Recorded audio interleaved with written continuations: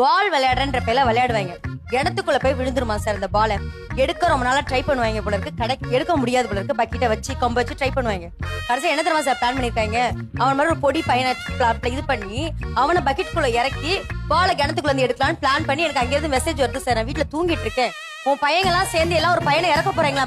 பாலை எடுக்கிறதுக்காக இறக்க போறாங்க. விழுந்தடிச்சு ஓடி வந்தா ஏண்டானா நாங்க பால் விளையாண்ட அவனா விழுந்துருச்சு, எடுக்கவே முடியல, இன்னொரு பால் இல்ல, அதனால இந்த மாதிரி டேஞ்சர். சரி பசங்க அப்பவே மஞ்சு பால் பாய்ஸ் பாத்துப்பாங்க.